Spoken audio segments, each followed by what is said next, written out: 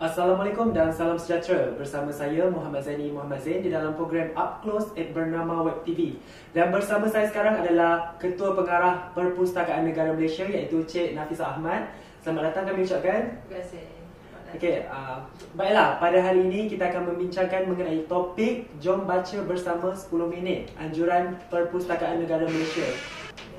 Program Jom Baca 10 Minit ini sebenarnya kita ingin mengajak rakyat Malaysia membaca serentak bersama-sama seluruh negara, dan program ini merupakan program buat tahun yang ketiga pada tahun ini, dan kita mengharapkan dengan adanya program sebegini kita sedikit sebanyak mungkin akan memberi kesan kepada masyarakat Malaysia seterusnya untuk meneruskan membaca ini dalam kehidupan seharian mereka.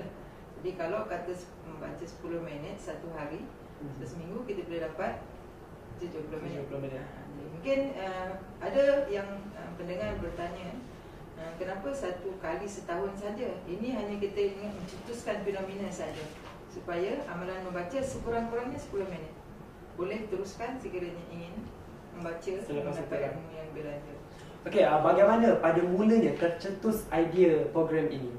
Okey, sebenarnya program Jom Baca ni kita telah laksanakan sejak tahun 2008 oleh PNM, di mana kita melaksanakan Jom Baca ni dalam setiap program Karnival Membaca yang kita jalankan.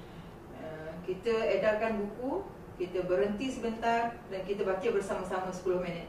Jadi daripada program-program tersebut, kita rasa itu secara bersendirian. Maknanya setiap program kita adakan. Tapi kenapa tidak kita adakan secara serentak? Contohnya macam Earth Hour, kan serentak seluruh negara kita ingin terapkan sebagai amalan di kalangan rakyat Malaysia, yang pada ketika ini berdasarkan pada kajian kita, amalan membaca di kalangan rakyat Malaysia ni memang rendah lagi dibandingkan negara-negara maju yang lain. Sedangkan kita ingin mencapai tahap negara maju pada tahun 2020. Jadi mungkin usaha ini sedikit sebanyak nanti akan menyumbang kepada pencapaian tahap negara maju untuk negara kita pada tahun 2020. Okay, seperti macam Cik Nafisa ada nyatakan tadi, ini penganjuran kali ketiga. Di manakah lokasi penganjuran pertama dan kedua? Okay, kali pertama sebenarnya melibatkan Perpustakaan Negara dan Perpustakaan Awam seluruh negara. Jadi bila sekarang seluruh negara, kita juga melibatkan perpustakaan-perpustakaan di negeri-negeri, termasuk perpustakaan desa, perpustakaan Institut Pengajian Tinggi, perpustakaan sekolah pada ketika itu.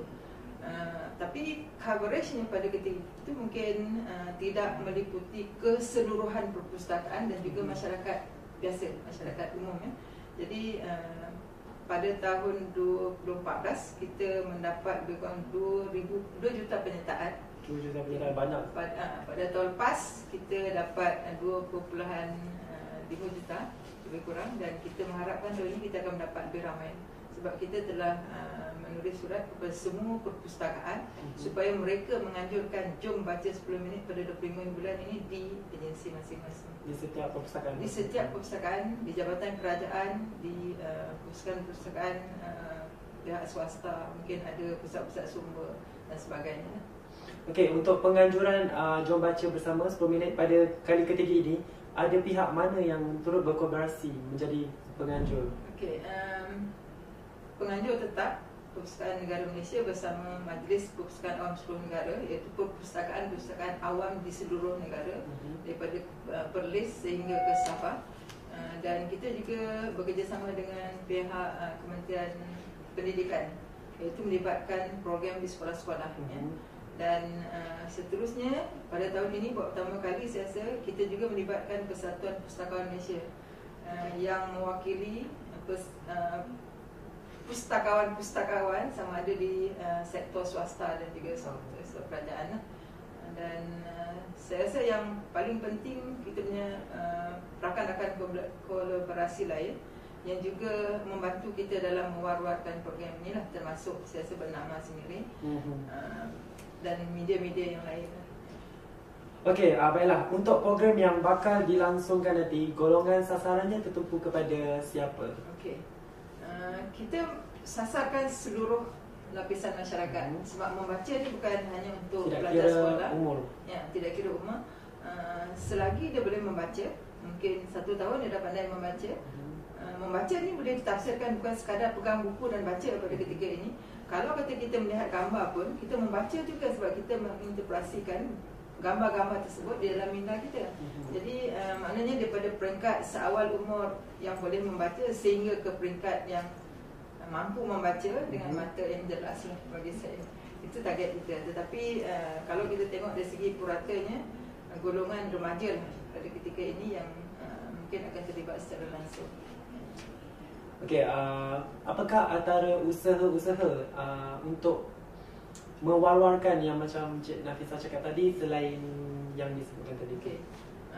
Kita juga secara bersepadu mempromosikan program Jom Baca 10 Minit ini melalui media sosial seperti Facebook, Twitter dan sebagainya, dan juga melalui media massa yang konvensional dalam bentuk elektronik. Dan juga ada negeri yang lebih agresif melakukan promosi. Mereka dah mula daripada 2-3 hari lepas menghubungi setiap jabatan-jabatan kerajaan dan dapatkan penyertaan. Maksudnya pergi setiap jabatan kerajaan, contoh saya ambil Negeri Sembilan, pergi pada setiap jabatan kerajaan dan bawa kita punya banting tu untuk dipromosikan di peringkat negeri lah, sebab Pusat Awam Negeri bertanggungjawab atas persoalan di negeri masing-masing. Jadi saya rasa itu usaha yang proaktif yang telah dilaksanakan oleh Majlis Pusat Awam seluruh negeri lah. Dan selain daripada itu juga, kita juga mempromosi melalui penglibatan dengan pemimpin masyarakat. Contoh bisa dipahamkan, akan melibatkan Yang Amat Berhormat Menteri Besar. Di Selangor juga melibatkan Menteri Besar. Di Perlis akan melibatkan Raja Muda Perlis. Dan saya rasa kebanyakan persoalan negeri melibatkan pemimpin masyarakat.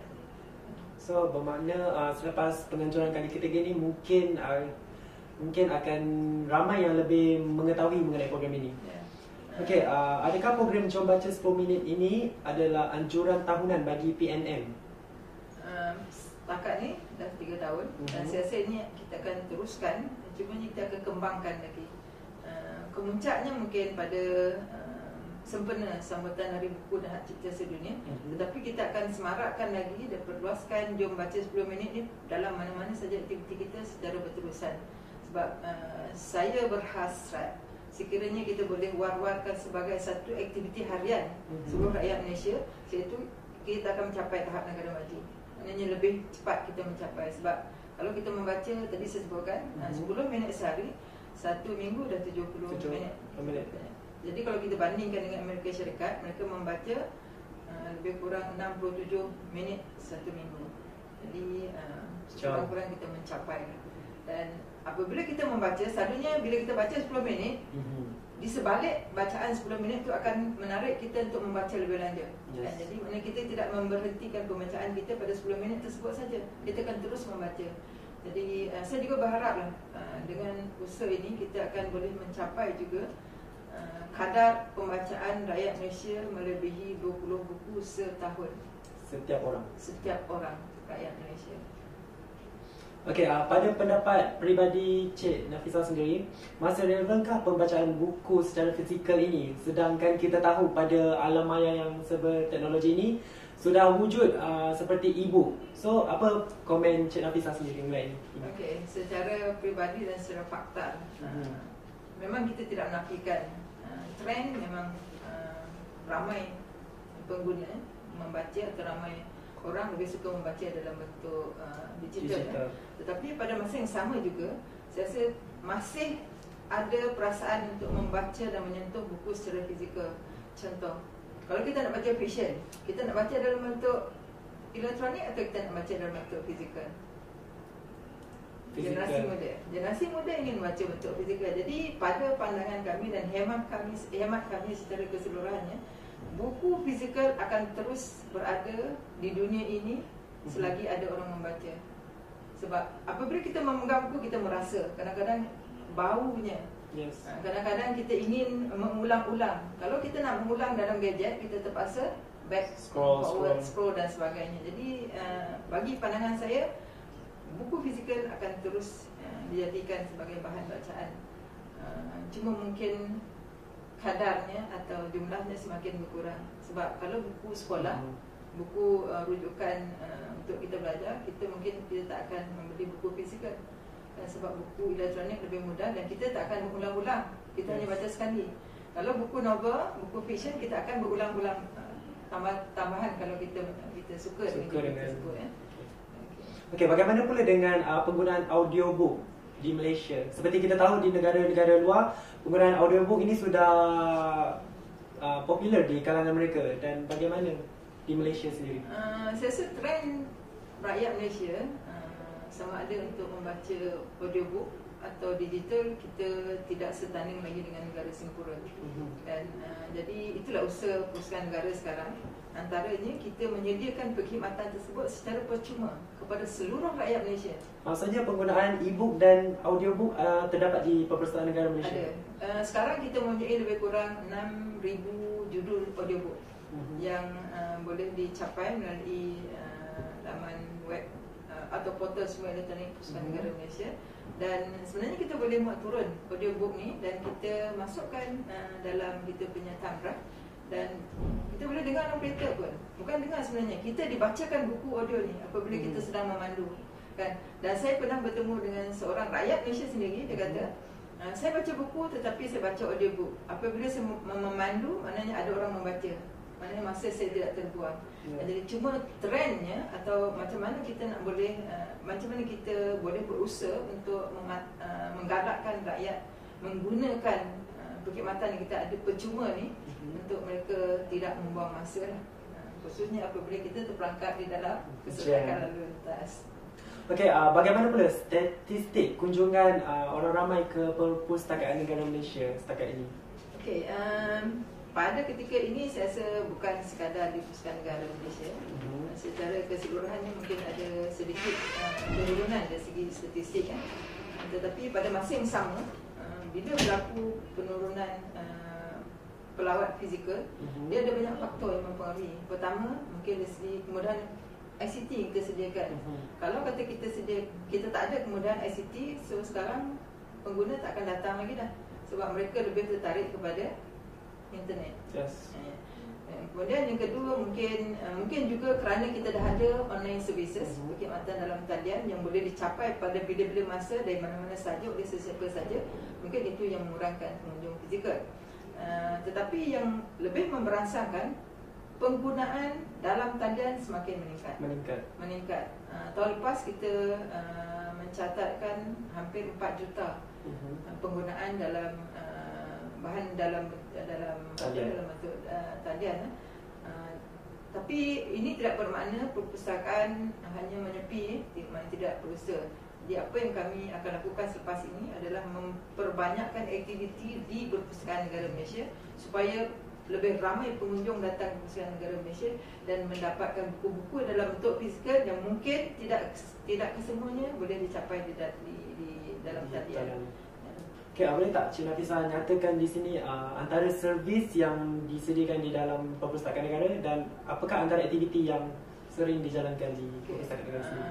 Pada ketika ini di Perpustakaan Negara, selain daripada Perpustakaan Negara sebagai pusat repository maklumat tempatan yang mana kita terima atau simpan semua maklumat atau bahan-bahan terbitan yang diterbitkan di Malaysia, kami juga menyediakan akses dalam bentuk digital. Itu yang pertama. Dan yang kedua, kita juga telah menyediakan satu perkhidmatan dengan kerjasama Samsung Electronics Malaysia, iaitu Samsung Smart Library. Jadi dalam Samsung Smart Library ni, pengguna boleh experience atau mendapatkan pengalaman untuk mencuba pelbagai gadget Samsung, sama ada tab, TV, smart TV dan sebagainya, dan juga boleh mengakses pada konten yang kita ada, konten digital yang kita ada di situ. Di samping juga boleh untuk mereka berkarya, sebab kita ada satu sudut di mana kita sediakan kemudahan. So pengguna datang boleh berkarya dan meneruskan pengkaryaan dalam kunjungan-kunjungan seterusnya. Dan kami juga baru 3 tahun lepas telah mempertingkatkan perkhidmatan perpustakaan kanak-kanak dengan wajah baru, lebih ceria dan lebih santai saya rasa. Dan ini merupakan satu tarikan baru kepada Perpustakaan Negara Malaysia lah. Okay. Yang uniknya Perpustakaan Negara mungkin berbeza dengan perpustakaan lain di negara kita adalah koleksi bahan perpustakaan kita ada. Sebab Perpustakaan Negara sebagai pusat repository saya sebutkan tadi, kami mempunyai hampir ke semua terbitan diterbitkan di negara ini. Terbitan dalam bentuk laporan tahunan, dalam bentuk CD, dalam bentuk mungkin majalah-majalah lama dan juga dalam bentuk manuskrip. So semua ini para pengunjung boleh diberikan pinjaman? Pinjam mungkin buku saja, terhad, tetapi dari segi rujukan maknanya akses tanpa sempadan. Selagi dia datang Perpustakaan Negara, apa saja kita boleh berikan percuma. Secara percuma. Ada juga pengguna yang datang untuk kita mengesahkan certain information. Contoh, baru minggu ni saya terima dia ingin mengesahkan melalui gazet yang kita ada, maklumat yang dia ada mengenai tapak-tapak tanah. Jadi itu mungkin rakyat keseluruhan tak tahu. Itulah antara perkhidmatan yang kita sediakan. So perkhidmatan itu juga percuma? Percuma. Tak ada cat. Sebab kita itu tanggungjawab kita kepada negara ya. Menyebarkan maklumat. Ya. Okey, mengenai program pula, pada ketika ini sejak 3 tahun lepas, Perpustakaan Negara secara proaktif, agresif melaksanakan program literasi maklumat. Dalam program ini kita mengajar dan mendidik rakyat, sama ada pelajar sekolah, guru-guru, profesional dan sebagainya, untuk mengenai kaedah yang betul untuk mereka mencari maklumat, menilai maklumat, menggunakan maklumat dengan cara yang betul dan juga mengedarkan maklumat. Ini supaya apabila masyarakat kita dalam langkah kita untuk menuju negara maju, kita tidak sewenang-wenangnya menggunakan maklumat dalam kehidupan seharian kita. Maklumat yang kadang-kadang tidak tepat, tidak betul dan sebagainya, dan tersebar dengan mudah. Iya, itu tanggungjawab itu sebenarnya. So selain itu, apa lagi kempen-kempen yang dijalankan di Perpustakaan Negara? Okey, kempen lain yang terkini juga selaras dengan isu semasa dari segi berkaitan berlega di sekitar watak Hang Tuah atau nama Hang Tuah itu sendiri. Jadi Perpustakaan Negara yang juga sebagai pusat kebangsaan manuskrip Melayu, kita juga bersama-sama dengan penyelidik ingin membongkar dan membuktikan bahawa Hang Tuah itu sebenarnya adalah orang benar ya. Itu kita mengesahkan fakta. Jadi kami secara berterusan melaksanakan program pembudayaan manuskrip Melayu, di mana kita keluarkan khazanah-khazanah bernilai ini untuk masyarakat keseluruhan. Masih dalam proses? Masih dalam proses untuk mengesahkan? Dalam proses mengesahkan bersama-sama dengan beberapa persatuan lain atau pihak-pihak lainnya. Dan lagi satu, pada minggu lepas kita telah mengadakan sidang media mengenai program Klinik Jawi. Klinik Jawi ini juga salah satu di antara program Perpustakaan Negara dan juga menjadi tanggungjawab Perpustakaan Negara, di mana kita telah diberi tanggungjawab untuk membudayakan tulisan Jawi. Membudayakan Jawi maksudnya kita ingin rakyat Malaysia menghargai tulisan Jawi, kerana tulisan Jawi adalah warisan kebangsaan. Ya, jadi mungkin kita nak tulis Jawi pun tak fasih, kita nak baca Jawi pun tak fasih. So di situ ada bengkel untuk tulisan Jawi? Kita ada klinik Jawi yang akan bersiaran melalui radio Hakim FM pada setiap hari Sabtu jam 9.30 pagi hingga 10 pagi. Jadi bila ikuti klinik Jawi itu, insya-Allah kita akan boleh membaca Jawi dan boleh menulis Jawi mengikut peraturan-peraturan atau kaedah-kaedah tertentu yang standard kita. Okay, akhir sekali, apa harapan PNM sendiri untuk tahun ini? Harapan kami di PNM sebenarnya supaya rakyat Malaysia akan lebih membaca. Rakyat Malaysia akan lebih ramai lagi mengunjungi perpustakaan yang terdapat di seluruh negara. Di perpustakaan, di bawah perpustakaan negara saja kita mempunyai 500 lebih perpustakaan desa di seluruh negara. Di samping 614 perpustakaan desa yang di bawah Pentadbiran Kerajaan Negeri. Jadi kemudahan semua telah lengkap disediakan untuk rakyat Malaysia, dan kita berharap rakyat Malaysia sama-sama membaca, menggunakan perkhidmatan yang disediakan untuk mendapatkan ilmu. Kita ingin menjadi negara maju, kita perlu mempertingkatkan ilmu kita. Cara nak mendapatkan ilmu, kita perlu ketuk pintu perpustakaan dan kita perlu membaca. Kerana membaca adalah jambatan ilmu. Kalau tidak membaca, maknanya kita tak berilmu. Saya ingin memetik satu kata-kata daripada Provost daripada Universitas Surabaya. Perpustakaan sebenarnya adalah jiwa kepada sesebuah institusi. Jiwa maksudnya, jiwa itulah yang perlu dibelai dan dibajai supaya institusi berkembang. Dan perpustakaan juga perlu dipastikan agar ilmu yang ada di dalamnya sentiasa mengalir. Kalau ilmu tidak mengalir keluar, maknanya ilmu akan tepu di dalam. Jadi pastikan ilmu mengalir dengan aktiviti-aktiviti perkhidmatan disediakan perpustakaan. Jadi ilmu baru akan bertambah di situ. Jadi itulah pegangan kami, dan kami sangat-sangat percaya bahawa membaca itu jambatan ilmu, dan insya-Allah rakyat Malaysia akan menjadi rakyat yang berilmu pengetahuan tinggi menjelang 2020 sekiranya semua rakyat Malaysia menyahut atau mengambil bahagian di dalam aktiviti membaca. Okey, sebelum kita berakhir, kata-kata peribadi Cik Nafisah kepada rakyat Malaysia untuk datang ke perpustakaan negara sendiri. Okey, kunjungilah perpustakaan negara dan perpustakaan di seluruh negara, sama ada di negeri atau di daerah-daerah atau di kampung-kampung, untuk menimba ilmu. Okey, baiklah. Terima kasih Cik Nafisah kerana sudi meluangkan masa bersama kami pada hari ini.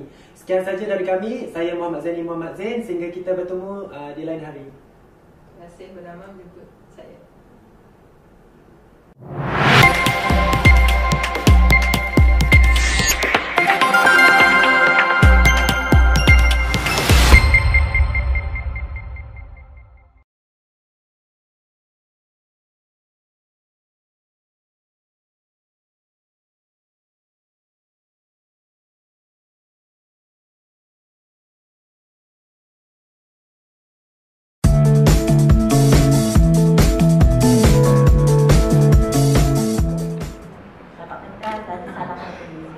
Sekali lagi saya mewakili Datuk Jo untuk masa sini kerana dia masih lagi cuti sakit sehingga 2 bulan Mei. Sekali lagi saya ingin mengucapkan terima kasih yang tidak terhingga kepada semua, terutamanya pihak penaja dan juga rakan media kerana sudi datang untuk memeriahkan Ratoton Festival Ombak Rindu tiada penghujung pada pekan ini. Malahan menerima seluruh keluarga Haris, dan ini yang menyebabkan Haris bertambah cinta, bertambah sayang, bertambah rindu terhadap isterinya tiap detik. Jangan bantah cakap abang, faham tak?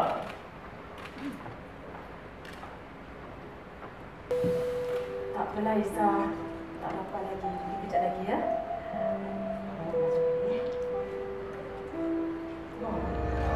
Banyak wangi ya. Kamu dekat yang mana dulu? Yang di atas ke yang di bawah?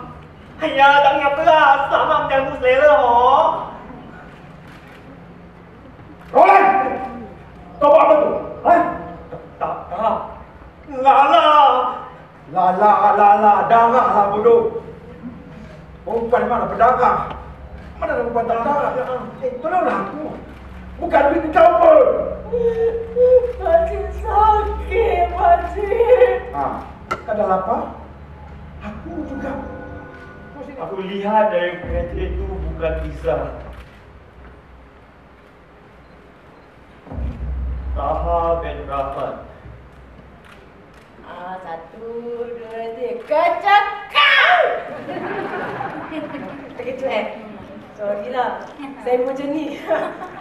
Saya ambil Ahmad dan perkahwinan saya dengan Elin akan You ingat I tak tahu? You gunakan Elin untuk apa? Untuk dapatkan anak I balik You ingat I bodoh ke apa? Haris, Alah ni. Alah, apa benda kau ni? Air apa? Jangan. Batinku mengingatkan dia. Hatiku di sini, jiwaku tersiksa.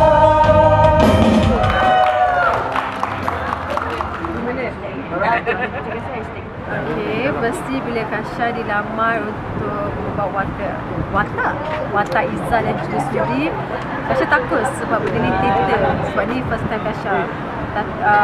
Sebenarnya sebelum ni Istana Budaya pernah panggil Kasha untuk buat theater, tapi Kasha masih tak ada keyakinan diri dan confident level.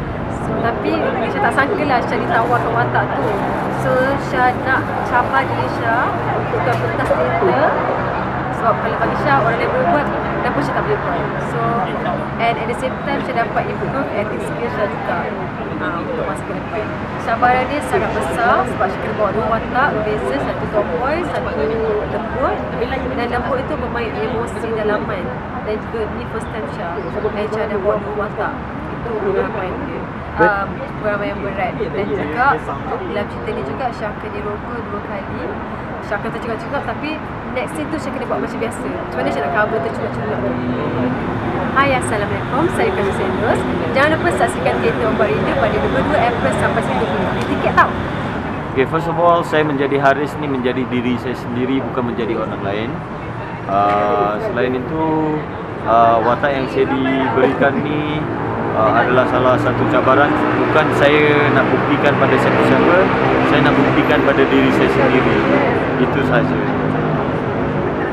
Okey, semua peminat saya, fans saya, rakyat Malaysia, jangan lupa saksikan teater Ombak Rindu 22 April ini sehingga 1 Mei ini. Datang support kami. Tak payahlah nak bagi bukan tak payahlah bagi feedback yang bagus atau negatif, tak apa, kerana itu akan membaguskan diri kita. Terima kasih. Saya Zul memegang watak sebagai Syamel dalam teater Ombak Rindu. Dan secara jujurnya saya rasa amat bersyukur dan saya rasa teruja untuk pementasan teater ni. Dan sebenarnya saya rasa macam syukur, alhamdulillah, sebab saya terlibat. Saya salah seorang pelakon yang terlibat untuk menjayakan teater Ombak Rindu. Sebab kita tahu Ombak Rindu ni sebuah naskah yang cukup-cukup besar dan cukup-cukup orang kata hebat. Jadi saya bersyukur sangat-sangat. Alright, watak Syamel ni sebenarnya dia adalah seorang yang tidaklah terlalu garang. Dia seorang yang friendly, dia seorang budak kampung yang kuat bekerja, seorang yang rajin, dan dia sebenarnya adalah tunangan Suri dan bekas tunangan Suri. Ya. Dan jangan lupa saksikan teater Ombak Rindu di Istana Budaya yang akan dipentaskan pada 22 April hingga 1 Mei 2016. Dapatkan tiket di www.airasiaretics.com.